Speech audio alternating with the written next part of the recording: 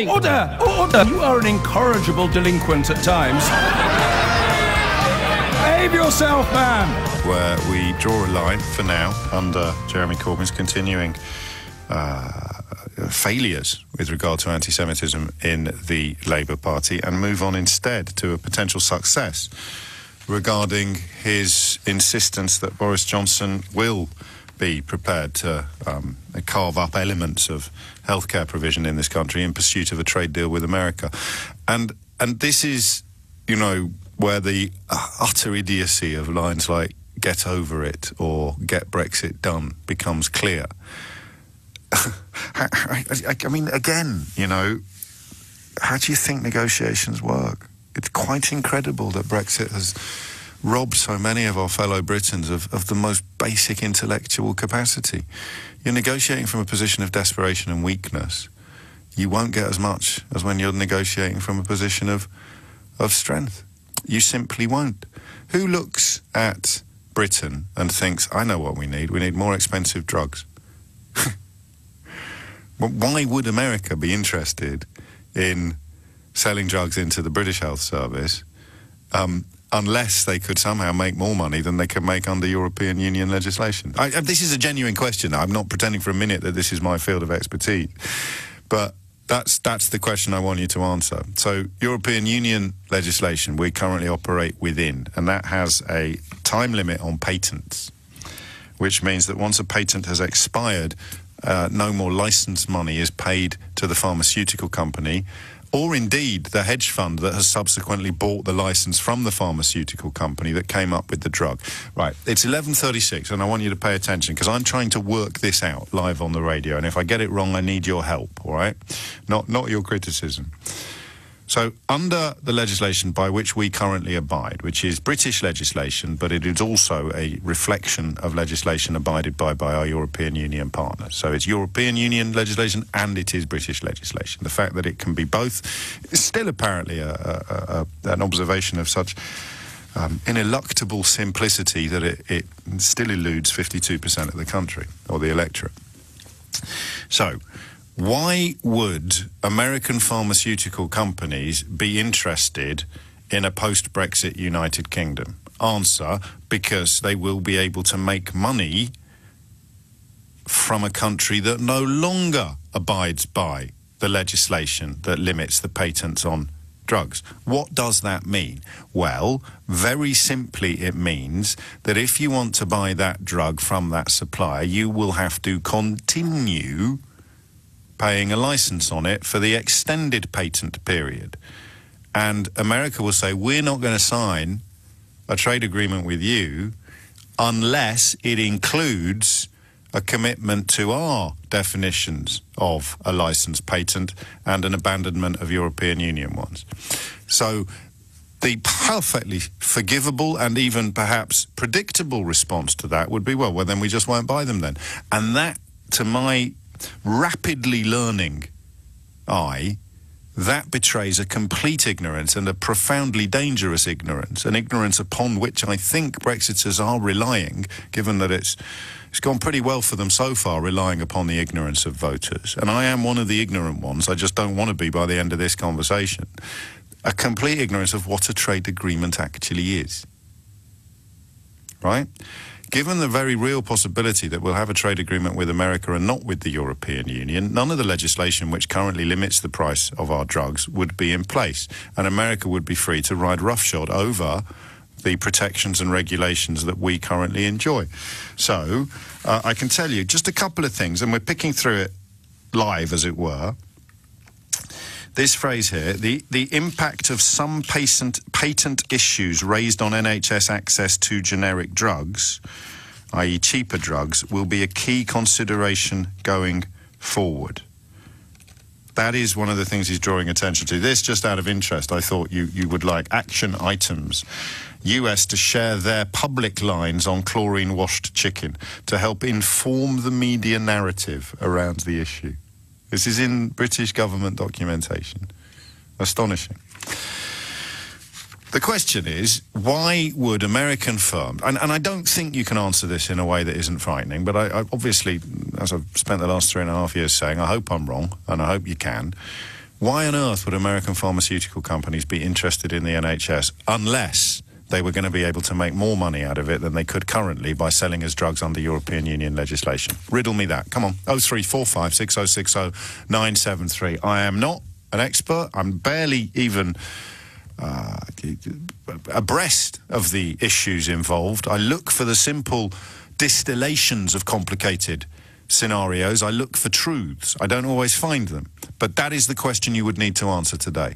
Why on earth would pharmaceutical companies in America want to change legislation designed to make our medicines cheaper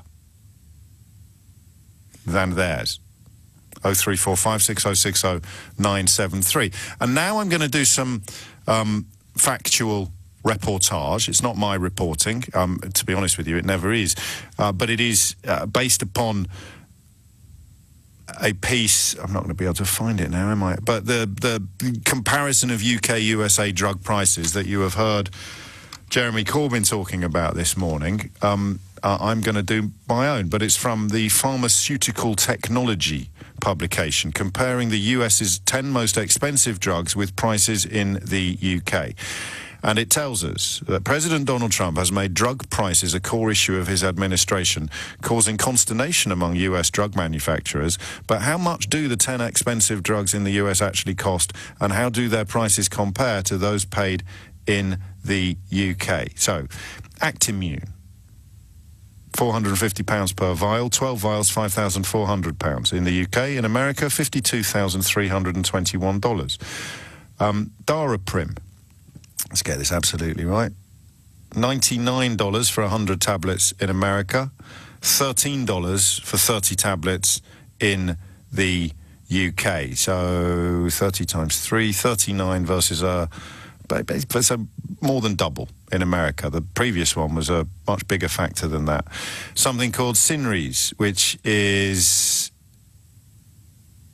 recommended by NICE for use in the NHS at a price of £1,336 per vial, which means that for 20 vials you'd be looking at about 26 grand or $34,000. In America it's $44,000, and that is a drug for adolescents and adults with hereditary angioedema. I mean, I could go on. It's quite dense and it's quite technical, but you're looking at a roughly well, I haven't yet to find one that would see British patients or European patients paying less than American ones for exactly the same drug. If you were an expert in this field, you can probably tell I could benefit from your input at the moment, although I don't think that I've said anything inaccurate or untrue.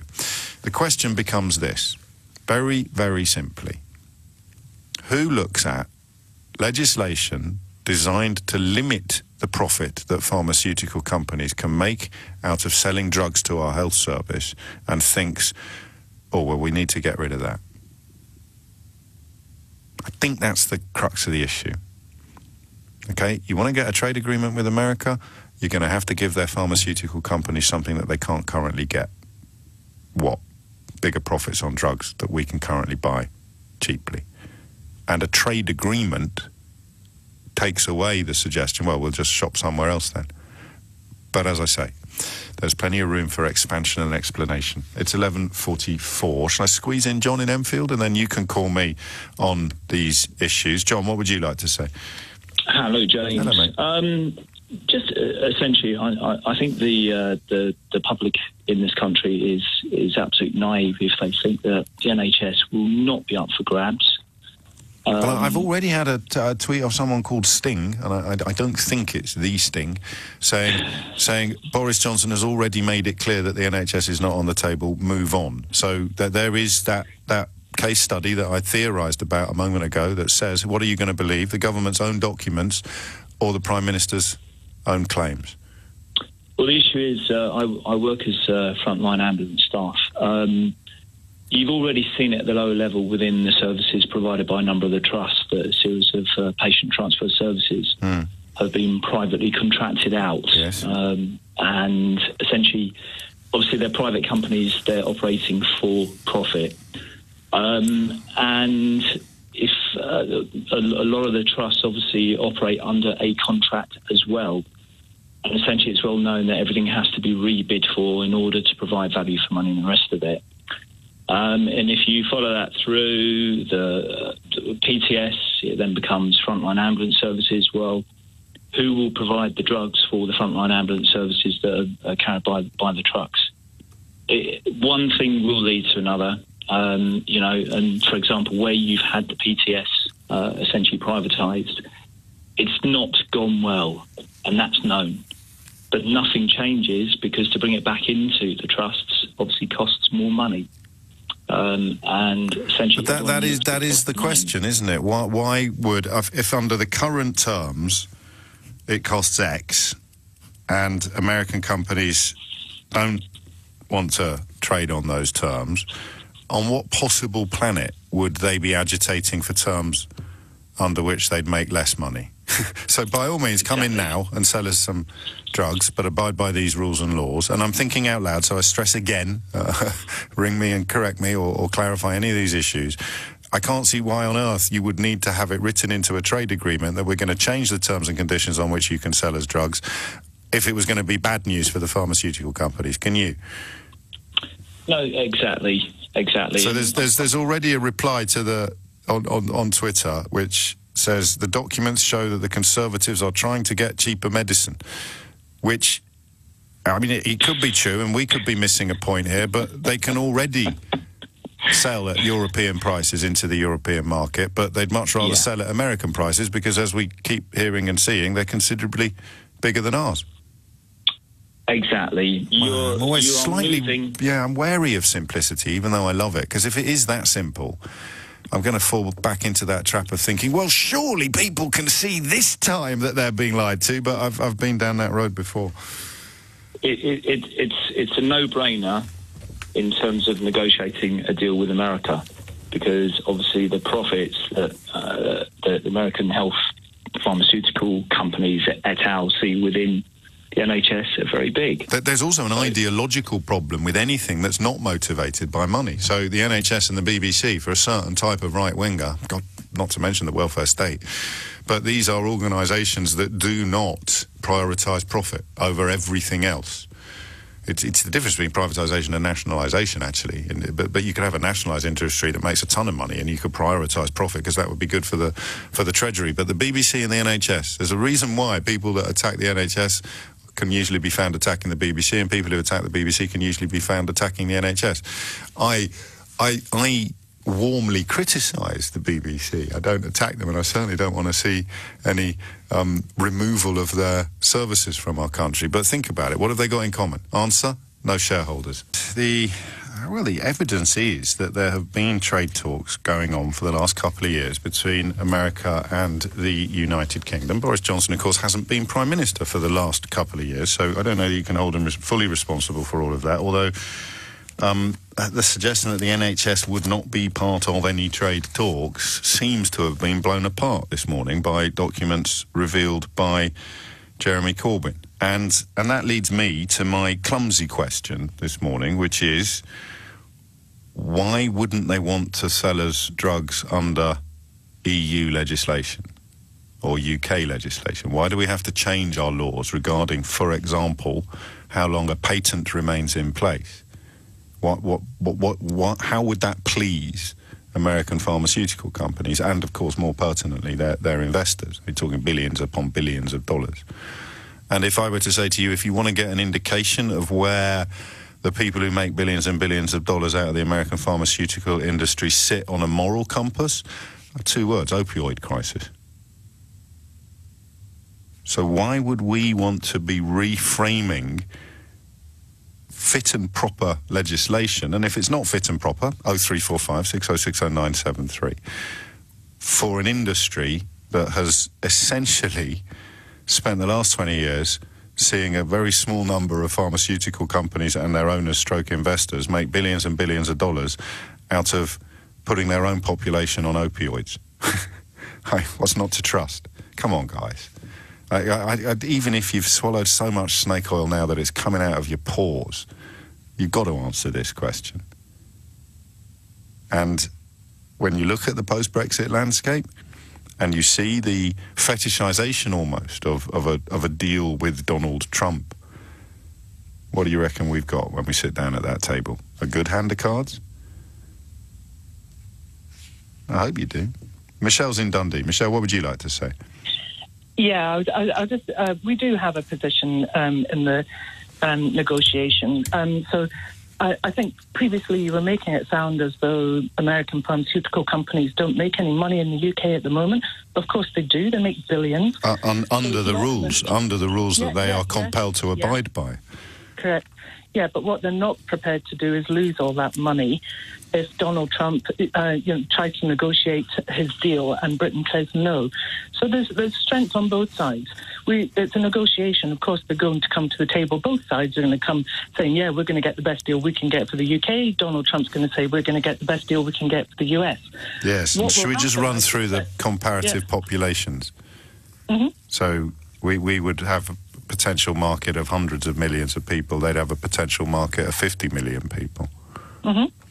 But they're still making significant money here. I'm not quite sure. I apologise if you've sort of rung up under a slight misapprehension because I hadn't been clear enough before.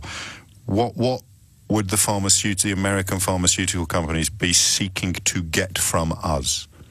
They want to be able to continue to trade with us. So they can't do the kind of... But they're trading with us now.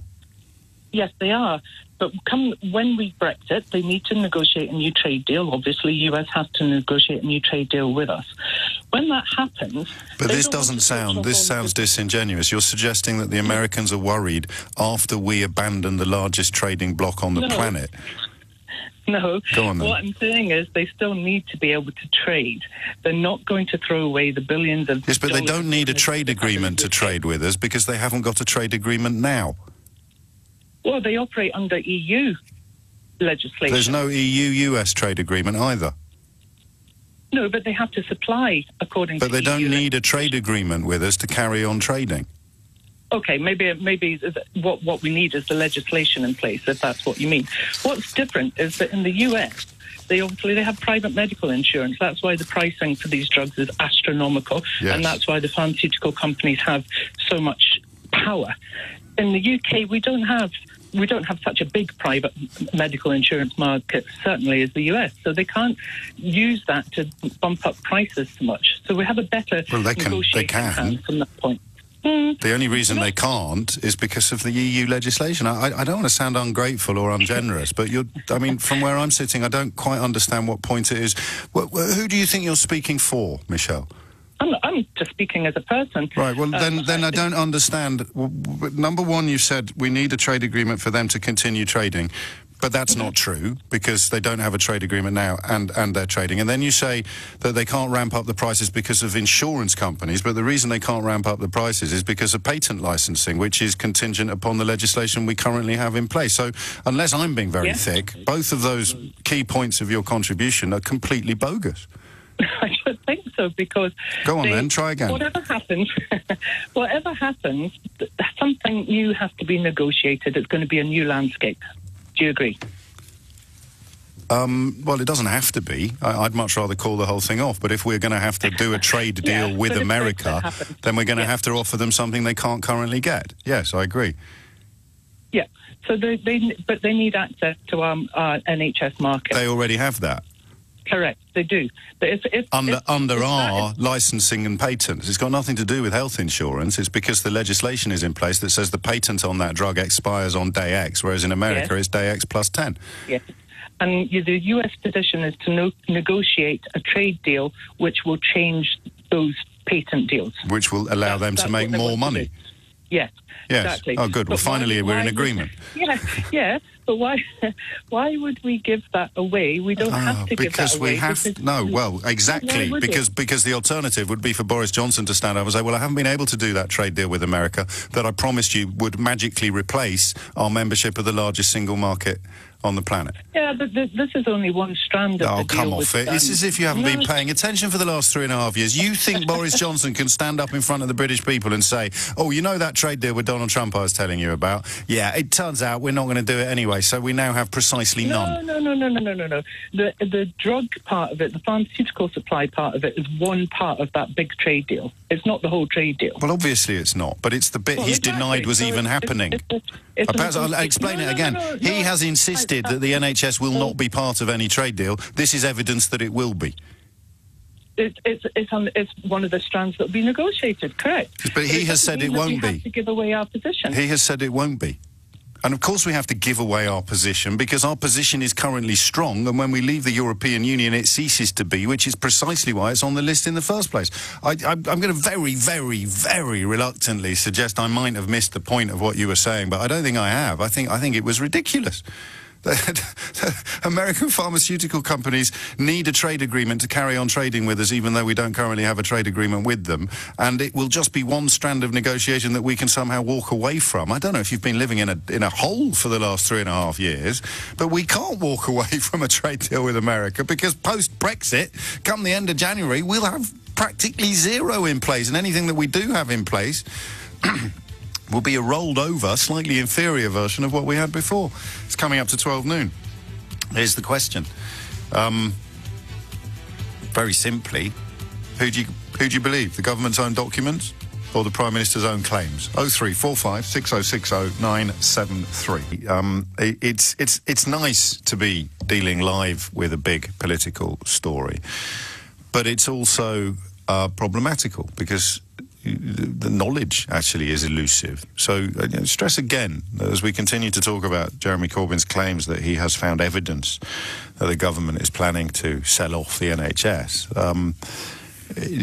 this isn't black and white necessarily. I can't currently see any reason why American pharmaceutical companies would be keen to change the rules under which they can currently sell into the United Kingdom unless they were going to make more money. But you're perfectly entitled to I suppose, quibble with that or to expand upon it, to question it.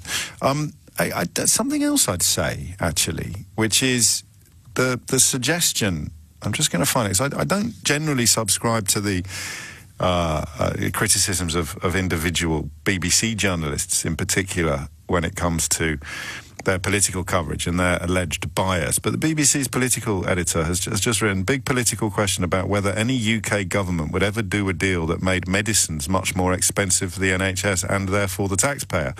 It would be massively costly for the government and likely deeply unpopular. Now, I can't quite see how anyone could say that unless they hadn't noticed Brexit. I mean, the idea that a government can't do something that's bad for the voters and bad for the population while simultaneously claiming that it isn't bad. I mean, that to me is British politics over the last 3.5 years. We've gone from we will all be better off to I knew we would be poorer but I want it anyway.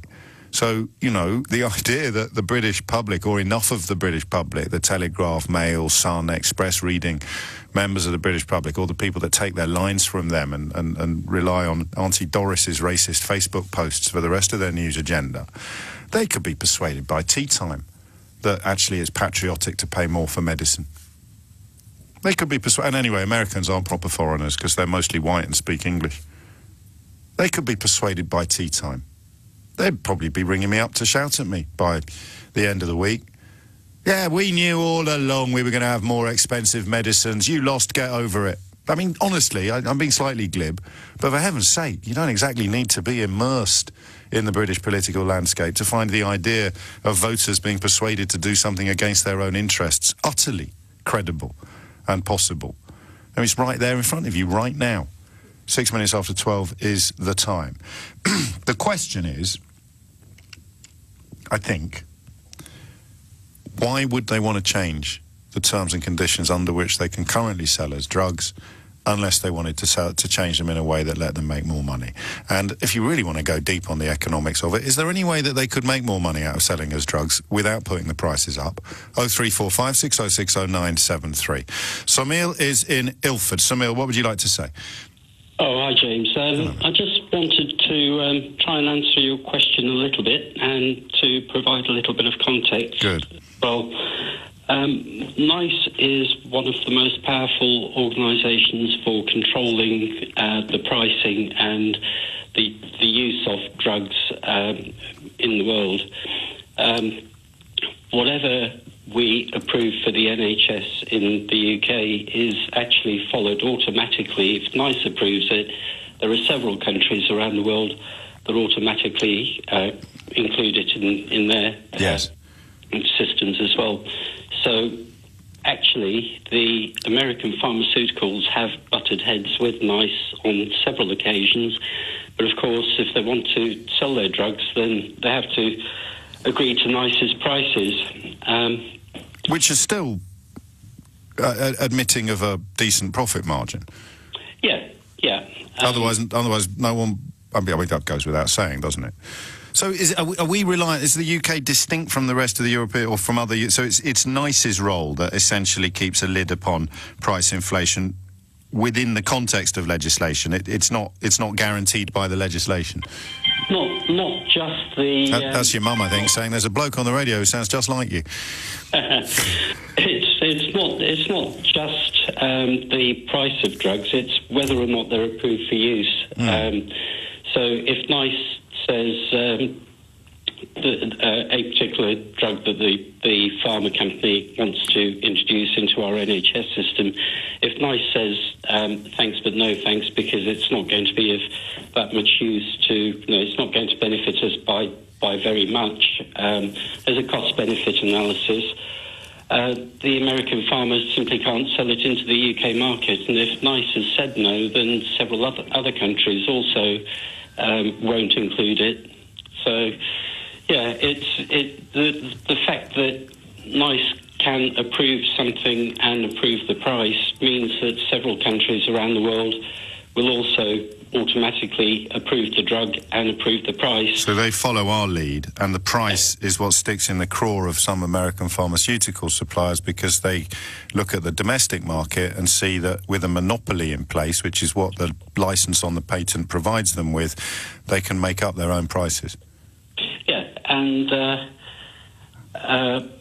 obviously, if there is a way that the American farmers, because at the moment NICE is independent, and if there is some way that the American farmers can get more influence over NICE, then it's big bucks for them, both in the UK and around the world. How do you think they're going to spin this? I think they may try and say that NICE is technically not the NHS because it's not a hospital, it's not an ambulance, it's not a doctor, it's not a nurse, and therefore it's technically not the NHS, and it's the protection and regulation body, really. Yeah. And of course, when they start talking about a bonfire of the regulations, yeah. But of course, whatever NICE approves means that our NHS will be obliged to purchase and pay for. Can you give me some negatives about NICE? Well, sometimes they see the cost-benefit analysis as being too narrow, so It may be that there is a drug that is particularly useful for a condition that's not suffered by enough people that NICE will decide. So they put a price on human life, don't they? And sometimes people will be very unhappy with what that price is. Effectively, but you have to have an arbiter somewhere along the line. Well, exactly that. For better or for worse, NICE is it. Can I ask what you do for a living? Yeah, so I've been involved in health insurance at a macro level. Okay. So basically helping insurance companies shape their insurance products and pricing and what have you. Well, shouldn't you be in favour of the Americanisation of the British Health Service then, for purely financial reasons? No. Why not? Not necessarily. No. There's a balance. I've worked across many countries, and it's something that you've got to find a balance. You've got to find a service that is useful for the public at large, but not stupidly expensive, and covers as many people as possible. So things like Obamacare, I thought were a really good move in the US, because there's all of a sudden millions of people that didn't have any health insurance and were suffering badly suddenly got access to it. And yes, it costs a lot of money, but that's the nature of the American system. We've got a good balance here. But yeah, we're at risk if the prices go up. Is there any? I mean, apart from the unlikely scenario of the Americans making demands of us that are sufficient for us to walk away. It'd be amazing to watch how quickly people who said in the context of Brexit, we should just walk away, will have a fit of the vapours at the prospect of walking away from an American trade agreement. Is there any positive? I mean, it's sketchy. It's 451 pages, but they've only released 100. You can find the full text online, and people will be trawling through it, which is why I'm completely conscious during these conversations of wariness. Can we think of any positive analysis under which NICE's current guidelines could be changed under pressure from America to the benefit of British patients? I think if there's benefit to be derived from the American pharmaceutical industry, NICE is probably achieving the maximum benefit that it can at the moment with its purchasing power and its independence. Is there any way that, I mean, there is, of course, the possibility that a trade agreement won't contain any of this, which makes it, I suppose, a pertinent question of why they've got so much documentation, or why they've got any documentation about it in sort of trading objectives. But is there any way that this could help British patients, a change from the current status quo in pursuit of a trade agreement with America?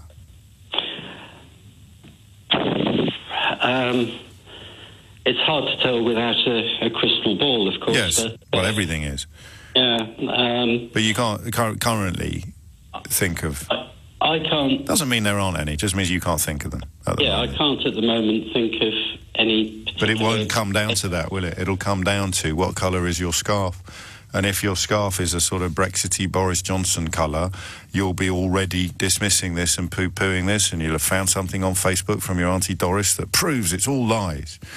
And if your scarf is undiluted Corbynite in its colours, you'll be convinced that this is the end of civilization as we know it. And if you are the genuinely unrepresented majority in the sort of plague on both their houses school of thought, you'll just look at the facts. And the facts are, at the moment, I can't think of why they'd want to change the current system, status, protection, regulation, if the changes were designed to reduce the profits that American companies could make out of the health service. Maybe you can come up with an analysis that does that. This is really the perfect example of really complicated and quite difficult stuff being immediately turned into easily digestible and quite possibly utterly bovine sound bites. So I think this is a crucial phrase in the documents that Jeremy Corbyn has released today. The main macroeconomic output suggested that UK welfare and GDP gains from elimination of UK and US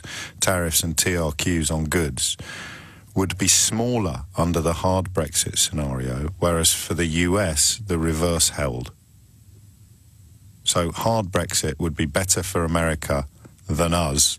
I think the main macroeconomic output suggested that UK welfare and GDP gains from elimination of UK and US tariffs would be smaller under hard Brexit, that's no deal scenario, whereas for the US, the reverse held.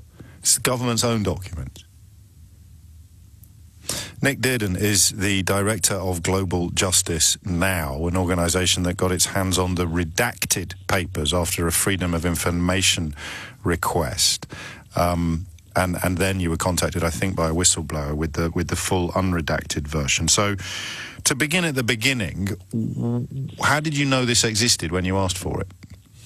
Well, we knew that the UK had been having trade talks with the US for about 3 years. I mean, since Brexit. Yes. And we knew that a working group existed and officials were meeting, but we had no idea when or where or what they were talking about. And we thought that was really important because, look, trade deals today are not just about tariffs. They are about regulations, about food standards, about public services, about how much we pay for our medicines. They're about everything. And so we just thought it was fundamentally undemocratic that our officials could meet with an American officials and discuss all of these things without the public having any idea, or even MPs in Parliament having any idea what it was they were talking about, what they were putting on the table, what they might give away in a future trade deal after Brexit. And the assurances from government, I mean, there's a Maya Angelou line, isn't there, I think, about if you want to know what someone's like, trust the first thing they say. Donald Trump, of course, said it was on the table and it wasn't on the table, which is double think in its purest form. But repeated assurances from the British government that the NHS would not be part of any trade agreement with America struck you as what? Struck us as unlikely to be true, given that we know that the American government has been really honest and has put stuff in the public domain that we want the NHS on the table. But now, we found this. We found this in Congress. Objectives for US-UK trade negotiations. I'm not going to lie to you, Nick, it was one of those days where I thought I'd set off a massive firework, but just sort of nobody noticed. You and me both, because, we've been banging on about this stuff for years now. Yes. And we knew, I mean, you're absolutely right. The Americans are much more transparent about it, actually, than the British government has been. It's out there. It's in the public domain. And they've always said they want it. And they want not just rights, certain rights to buy bits of the contracted out NHS, but really importantly, this issue of drug pricing. Trump has called us freeloaders. He says we don't pay enough for our medicine, which means the NHS doesn't pay enough for our medicine, because we don't allow the market just to dictate whatever big pharmaceutical companies want to charge us for drugs that they produce. We have a bit more regulation than that. It's not perfect. And the American government says, no, you should be paying what we pay for these medicines. And of course, drug prices in the United States are absolutely astronomical, which is why they have such bad health outputs there. I mean, people just can't get treated. They can't afford the drugs. They can't afford healthcare. And in our view, a deal that we do after Brexit with the US could bring our health system far more into line with that very, very unequal and unjust health system that the United States has. And that's what the big healthcare corporations that exist in the United States, that's what they want. That's what they've always wanted. And just for the benefit of the tape, in case people are determined not to have noticed, you did say could, not will. And that is, of course, a pertinent observation. Because the question then becomes, well, what pressure is upon the United Kingdom to agree to American requests? And that answer depends on your views and perspectives and understandings of a whole heap of issues. So it's a could, it might even be a probably, but we'll leave it as a could for now. What happened next chronologically? So you got the redacted document. Were there any excitements within? Well, first of all, we got nothing. First of all, the government said we can't give you any of that. It's all protected by commercial confidentiality and diplomatic immunity and whatnot. And we said we just don't think that's on. And we appealed to the Information Commissioner. And the Information Commissioner came back to us and said, no, actually, you can have some documents.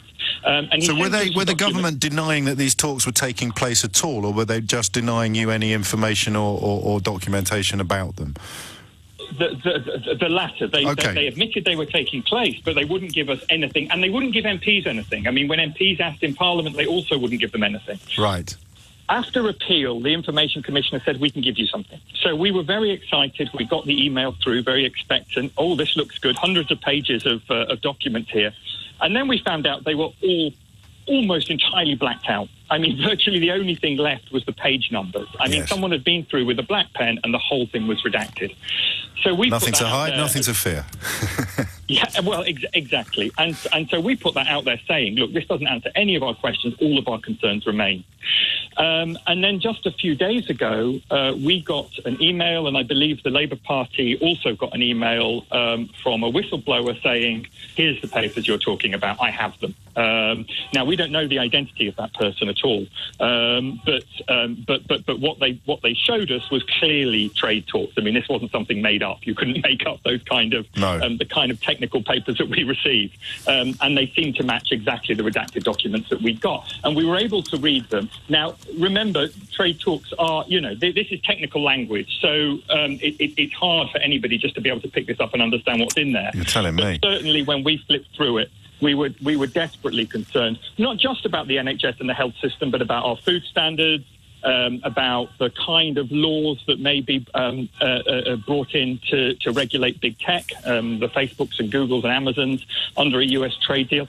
But so I want to pause you there, because I noticed one Financial Times journalist is pointing out correctly that the NHS is only mentioned 4 times throughout all the leaked documents. That's Labour's framing of this document. It's very interesting to see you, as somebody who also got their hands on it early, recognising that there's lots and lots and lots of other stuff in there that's really interesting and important. I don't want to discredit anybody, but the idea that the NHS is a tiny part of the whole document is meaningless, right?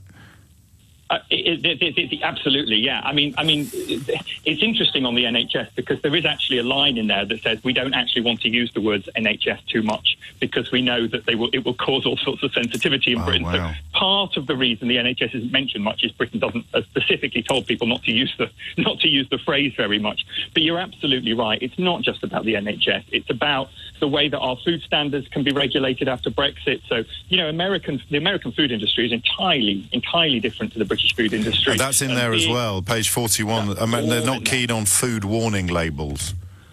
Well, that's unbelievable, isn't it? I mean, you think about it. I mean, I've got a partner who's just been into hospital and he can't have too much salt anymore. Yes. Right. That's really important. It's life and death that you can know what's in your food. Americans don't like the food labelling at all because big corporations don't like it. Because the more warnings, the less likely you are to buy it. Absolutely. So any rational person would ask, well, are the warnings true? But of course, a shareholder-led model says, well, are the warnings going to put people off buying it? Absolutely. And we know that the big food corporations have been stuffing our food with more and more salt, sugar, and other unhealthy stuff for years and years, because they know that people get addicted to it and it tempts people to buy more of it. And so the last thing they want is health warnings putting people off buying this stuff. But people need to know. I mean, that's the very least you can expect, I think, is that people have the information and the ability to decide one way or another. But I mean, really, some of the food stuff that we're looking at, pork, beef, and chicken, either washed in chlorine. Well, that's in there. That's page 43. Improve the narrative on chlorine-washed chicken, i.e., do a PR job on it. Well, this is unbelievable. I mean, the British people have expressed their scepticism again and again and again about US food standards and chlorine chicken. And here are the American officials saying, well, don't worry about that. We can help you do a PR job. We can help you sell this to the British public. And then finally, can we go stronger than hint or the suggestion that America is keen to extend the patent licenses according to their own model into the UK? Or is it more explicit than that? They're very keen to do it. They're very keen to do it. I mean, it's clearly a key objective for them. They cannot stand the way that the NHS can bargain pharmaceutical corporations down in terms of the amount they pay for drugs. And they're particularly interested in new biological drugs. So it's stuff that's used, it's cutting-edge stuff in the use of cancer treatment, but also other chronic diseases like Crohn's. These are a whole new wave of drugs, and the Americans are absolutely furious that essentially the NHS isn't paying what it believes they should be paying for them. So that's a really key objective for them. And our point is that could absolutely bankrupt. Well, either the NHS is bankrupt because it just can't afford these things because they're so expensive, or patients in this country don't have access to them anymore. But we could, of course, exercise our freedom of movement and move to other European Union countries. Oh, no, we couldn't do that, could we? Before you go, just to clarify, Nick Dearden from Global Justice Now, you've read all 451 pages of this report, haven't you? I have read large parts of them and skimmed through Fair enough. It's not an easy read. I'm sure it isn't, and I'm grateful to you for doing it so that we don't have to. Can I play you a clip of Boris Johnson's response, and then you respond to the response? Of course. Here we go. We are absolutely resolved that there will be no sale of the NHS, no privatisation. The NHS is not on the table in any way. Not drug patents? In no way. The NHS is in no way on the table, in no aspect whatever. And this, as I say, is continually brought up by the Labour Party as a diversionary tactic from the difficulties they are encountering, particularly over the problem about leadership on anti-Semitism. So you only got the document a few days ago, so people are free to make up their own minds about the timing. What's your reaction to that from the Prime Minister? I mean, I've heard that, and I've seen Boris Johnson's commitment in his manifesto on, and I don't think it's worth the paper that it's written on, because we can clearly see they are discussing this. Not only are they discussing it, they're ready to actually start putting proposals on the table on services like the NHS. So we know that Boris Johnson has an uneasy relationship with the truth, and I think we've got to leave it to the listeners to decide whether they want to trust him on this one or not. And finally, to that, in a similar ballpark, what about the defence that, well, yes, the Americans might be asking for lots of stuff, but that doesn't mean they're going to get any of it? That would be more credible, perhaps. It would, but one of the things we found, the thing that shocked me most about these papers, reading through them, is just how prepared the Americans are to play hardball on this. And on a number of occasions, it's really clear they are threatening and bullying UK negotiators and saying, well, we'll just walk away. Like, we don't need this. They were absolutely furious with Theresa May's Chequers proposal for Brexit, because it would have left us too aligned, as they saw it, to EU standards. So they wouldn't have been able to force through lower standards on the importation of foodstuffs from the US. So they were furious at that, and they said, "Look, if this continues, we can just walk away. You're undermining the." So the thing you read out at the beginning about this mattering more to the US gaining more from a hard Brexit than a soft Brexit. I mean, this was a key thing that Boris Johnson did. He forced a harder version of Brexit even than Theresa May had put forward. And what these documents show is that part of the reason I think he did that is that the Americans are absolutely determined this is what they wanted him to do. They know that their economy is going to gain more from this. And of course, the reason why the European Union were perfectly comfortable with that hardening is because it's not going to have any negative impact on them. They'd have looked at it and thought, well, of course he can have that, because it's him that's going to get hurt by this, not us. Well, yeah, it's not going to make any difference to the food going into European markets. It's just going to make it a lot more difficult for our farmers to maintain the standards that they've got at the moment and to sell their foodstuffs into European markets. So, Nick Didden from Global Justice Now, many thanks indeed for your time. You can either pay attention to this analysis, or you can just check the colour of your scarf and start cheering accordingly. And as the dust settles and the tribal divisions entrench, I wonder whether the most interesting thing in this document that the Labour Party have released today is actually the fairly unequivocal claims that a so-called no-deal Brexit would be much better for America than us. Take back control, lads. Hey, again, you need to have almost a thesaurus present, or a dictionary, a translator. But here's a claim: clear that the UK-EU situation would be determinative. There would be all to play for in a no-deal situation, but UK commitment to the customs union and single market would make a UK-US free trade agreement a non-starter. This is the conclusions drawn from the negotiations. We will play the sequencing of the next full working group by ear, but have agreed a work programme for the next 2 months for coordination teams to take forward discussions on structure, sequencing and ways of working. I think that, and indeed so does the chief political correspondent of the Financial Times, whose Twitter feed I'm shamelessly filleting, because he's got time to read it. I've got a show to present. I think that is fascinating. This essential confirmation that our economic situation is diminished by no deal, but that America might quite like it.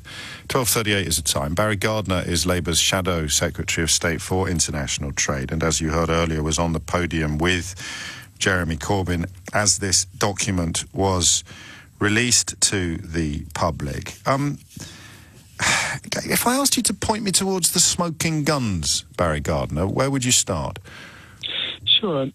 Look, the first smoking gun I would suggest is on page 13 of the very first meeting that they had And that's when you get to the participants, because the first name on the participant is Ambassador Lighthizer, which is obviously the US trade representative, and the second participant mentioned there is Dr. Liam Fox, Secretary of State at the Department for International Trade.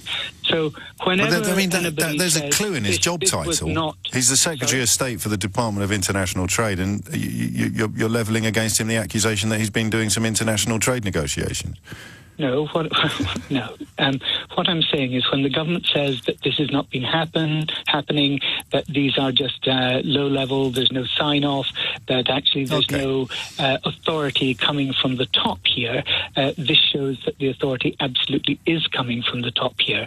And there are 4 ways in which trade deals that were being discussed here at 6 separate meetings can undermine our NHS, by the way in which disputes are settled, by what is included or excluded in the deals, by the patenting regime that they adopt, or by the data regime, because, of course, we have the best health data because of our National Health Service in the world, and the Americans want to get their hands on that and sell the product of it back to us. So there are a number of ways in which we need to protect our services, our health service, from the opening up that would take place under the sort of negotiations that have gone on. But this is a starting point, albeit that 6 sessions have taken place. All of us, when we are negotiating, start off by asking for the moon, but to suggest that that means we're going to get the moon, or anybody's going to get the moon, would be ridiculous. Well, look, of course, at the beginning, if you go back to the beginning of these meetings a couple of years ago, or 2.5 years ago actually now, you could say, well, maybe that was just a starting point. And if it had been the case that, as the government says, that they would have said to the Americans, look, the NHS is not part of these negotiations, you'd have to wonder why there were then 5 further meetings, the most recent of which was back in July this year. So this is... Yes, of course, 2.5 years ago it was a starting point, but now in the final papers, what we're seeing is that they're agreeing that they've now got to the point where they can work up the actual wording, the text that will go into a future trade agreement. And of course, at the moment, we can't formally have a trade agreement with America because we're part of the European Union still. But if we were to go on to the sort of Brexit that Boris Johnson and the Conservatives have proposed, we would then have the ability to be taken to the cleaners by American pharmaceutical companies and others. Well, some would say if we rolled over and let them, then that would hold true, but there's no guarantee that we would. Have you found any proof? I obviously haven't read all 451 pages. I hope that you have.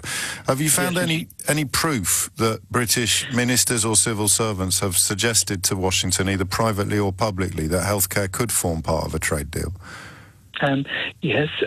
Look, yes, you have found proof. Look, we've highlighted it and given it out to the journalists this morning. All the different areas at the different meetings that have taken place. Where it's clear that Donald Trump's pushing for a quick-fire trade deal as a political win in his bid to be re-elected. With respect, Barry Gardner, that's not what I asked. I appreciate. No. I'll let you finish, and then I'll ask you again if I feel I have to.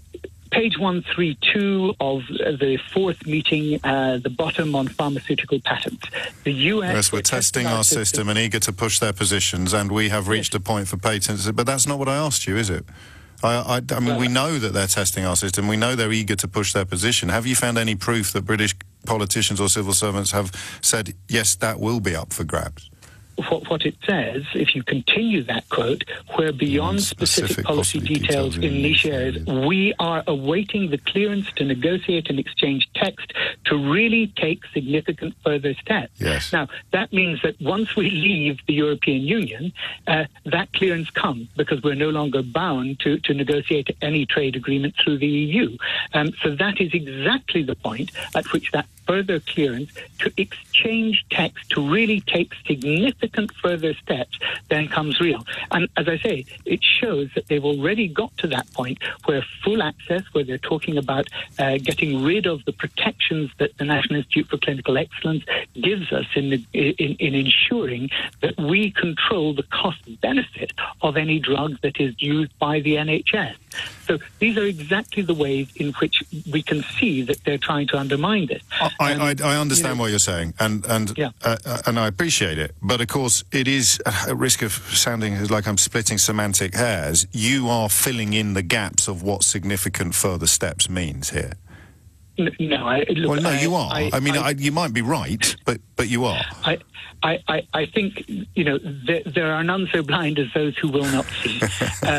It's very clear that if you wanted to say, absolutely, we're not going to negotiate this, the NHS is not up for grabs, you would not have 451 pages to say that. In which the NHS is only mentioned 3 or 4 times.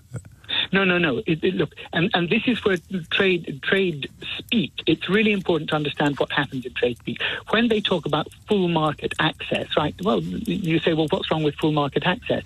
What that means is that there are no controls put in place by NICE to control which drugs we're able to provide in the NHS.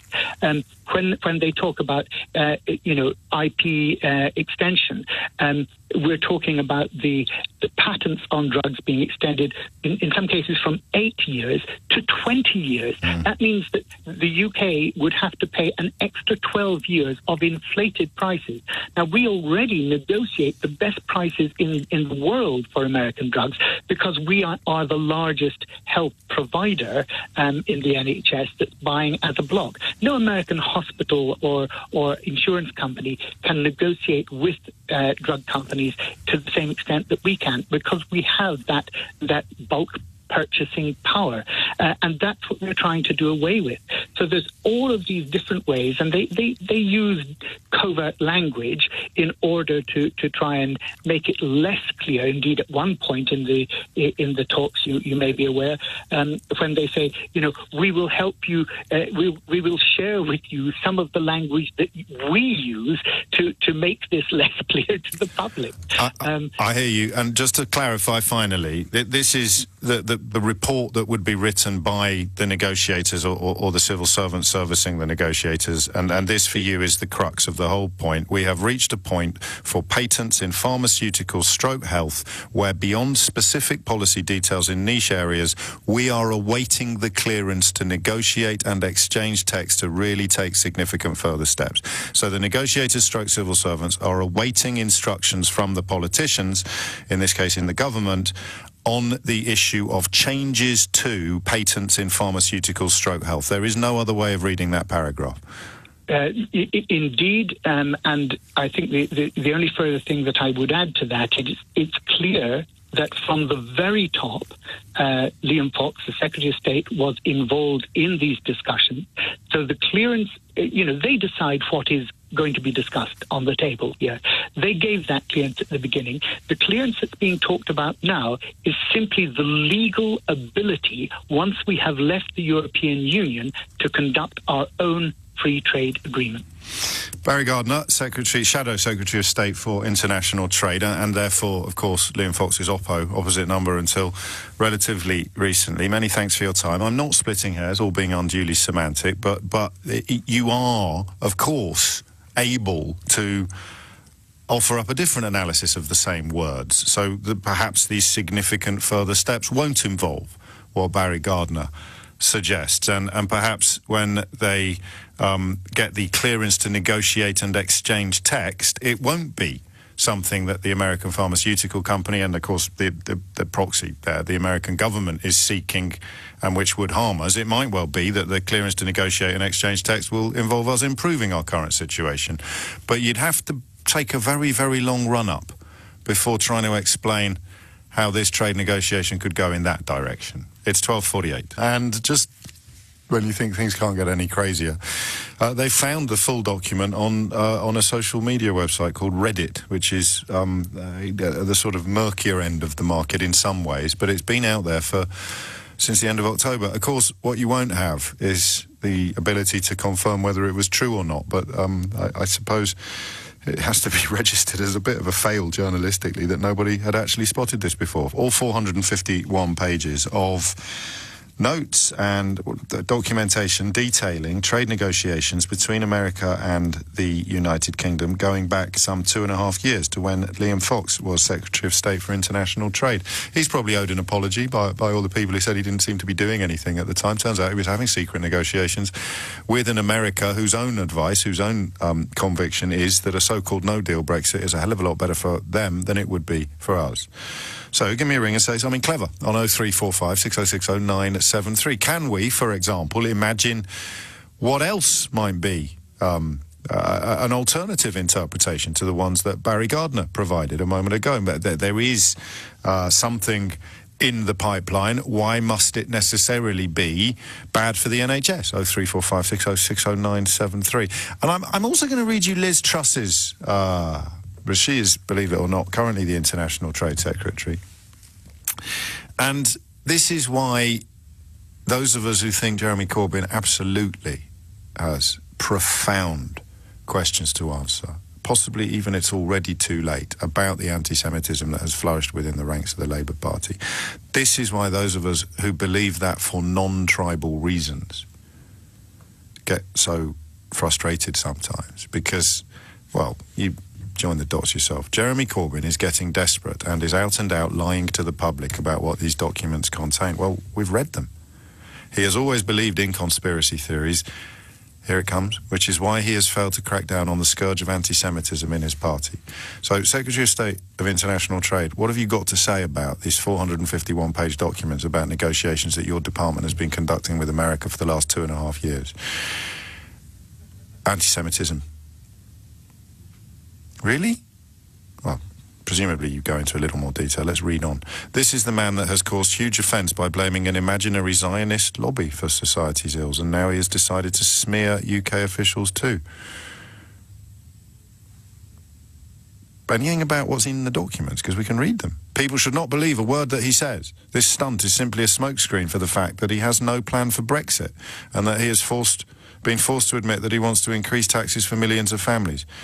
Well, I think, having read it, it's clear that America considers a no-deal Brexit to be to their benefit and our detriment. Anything to say about that? As we have consistently made clear, the NHS will not be on the table in any future trade deal, and the price that the NHS pays for drugs will not be on the table. This sort of conspiracy theory-fueled nonsense is not befitting the leader of a major political party, at which point I refer you back to that line in the document, which states we're awaiting further instruction on what we can change or do with regard to, for example, pharmaceutical patents. This is it. This. Every time you think we've reached a tipping point, this is it. I mean, you know, it's there. It's in black and white. No, it isn't, says Liz Truss. And, of course, you'll pick your side according to the colour of your scarf, not according to what you have the ability to read and write, or read and digest. The party instructed them not to trust the evidence of their own eyes and ears. It was their final, most terrible command. Mo's in Bristol. Mo, what would you like to say? Hi, James. Thanks for having me on. I just wanted to say that I think we've got to look at precedents, so what's happened before. So Donald Trump in 2018 made it clear that he was going to follow on with America first, and with that it specifically said patient first, and the way they do that is by increasing prices abroad. Now, I think we have to look at what's happening in the US. And Can I ask what you do for a living? Because you sound like you know more about it. I'm a doctor. I'm a doctor. So, to be fair, you probably don't know as much about it as Liz Truss does, but you crack on. No. Well, I mean, but from what she says, you know, she's trying to belittle the argument here. I mean, what I will say is that the US always obtains concessions on drug pricing. So under Trump, the blueprint, they've won significant concessions with South Korea, Mexico, Canada, Germany, and Japan. Yes. So this is over the last few years. And specifically, let's take the example of Japan. So Japan in 2017 were going to introduce something like NICE, called the HTA, the Health Technology Agency, to try and lower their drug prices. Now, what happened was the U.S. Embassy intervened, and there were several meetings. And over time, over the last few years, ultimately what happened was that the Prime Minister and the Health Minister, Cato, they ended up postponing that implementation. And then the second example... I don't know enough, anywhere near enough, so I'm trusting you on this. If it turns out that you're yanking my chain, I shall... Yes. Yeah, I mean, this is health policy. I mean, so Japan, you know, very similar to the UK, they've got universal health coverage, but the problem with Japan is that they are unable to control the costs of medications and medical devices. Now, Right. in 2017, it's all out there. They wanted to introduce the HTA, but because of the negotiations and the power that the US has, they had to drop it, and it's been postponed for 2 years. Okay. Now, what you all know about is the Mexico, the Canada-Mexico agreement. Now, you tell me. So, drug pricing, in particular with Humira, and you've mentioned it yourself, biosimilars. So, in the UK, we're very fortunate at the moment. We've been able to introduce generic drugs of Humira and biosimilars, and therefore. So this means drugs that have breached their patent. They've gone beyond their period of patent, Yes. which means that other manufacturers can create them without the same brand name, but with identical content for a fraction of the price. Exactly, yeah. Carry But biosimilars are different to generic drugs. So biosimilars, Okay. the difference is they've got larger molecules, they're more complex than generics. Yes. So in the US, a company like AbbVie, so AbbVie have been able to have outright exclusivity to Humira. That's so it. no other company can introduce a biosimilar drug in the US. Now, the Canada agreement has basically led to a 10-year period where you cannot have cheaper generic drugs coming into the Canadian or the Mexican market. Now, there is absolutely no way that there will ever be a trade deal with the US without there being a significant concession on this matter. In your Everybody opinion, knows it. in your opinion, No, based upon the precedent of their trade agreements with the countries that you've In just the past, listed. yeah. And just to clarify, every single one of those countries has come out worse than they went in with regard to pharmaceutical provision to patients. Of course, yeah, that's 100%. Well, that, It's all out there. it doesn't necessarily mean that we would follow, but again, I would urge people to trust the evidence of their eyes and ears. And for once, I'm going to get that quote exactly right, because I often bowdlerise it slightly. The party told you to reject the evidence of your eyes and ears. It was their final, most essential command.